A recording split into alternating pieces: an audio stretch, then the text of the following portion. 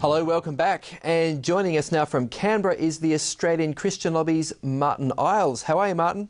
Hello, Kent. Really good. Good to be with you. Now, Martin, we heard in our news bulletin earlier that various church groups and others all around the world are calling for more compassion as these waves of migrants cross the Mediterranean and into Europe. Is it the case that even a number of conservative politicians, who are often, pretty tough on these issues, want some changes to Australia's approach?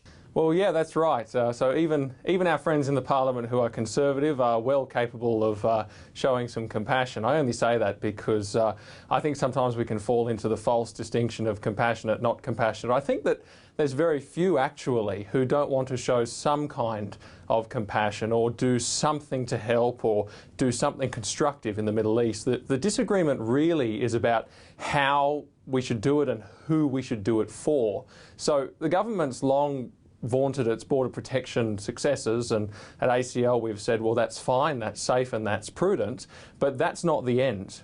It's time for phase two. We've always said, fine, do the safe thing, but now safely and responsibly bring refugees to this country. And in times of crisis, we should bring more. And we are in one such crisis. This is the largest humanitarian crisis since World War II.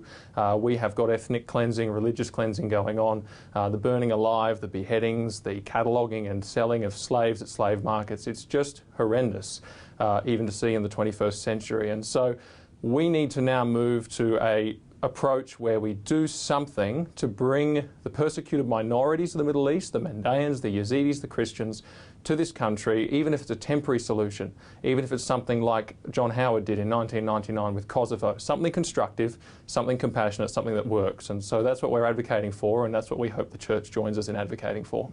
Okay. Now, on to another issue, Martin. I understand that Independent Senator Nick Xenophon has been quite scathing of the federal government in regards to its gambling legislation. What's going on there?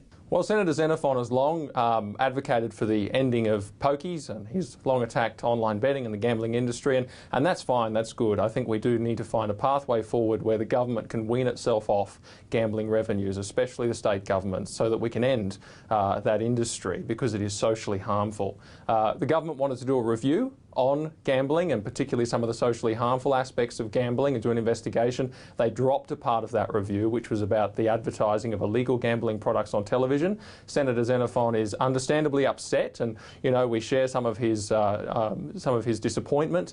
But the review is going ahead, and they are still going to examine the socially harmful aspects of gambling, and so we think that that could be very constructive. Yeah, it would be interesting to see what comes out of that. Hey, thanks so much for your time today, Martin. Thank you very much, Kent. Pleasure to be with you. That was Martin Iles, Chief of Staff for the Australian Christian Lobby. But now it's over to James Toogood, Sue Rad and Food in Focus.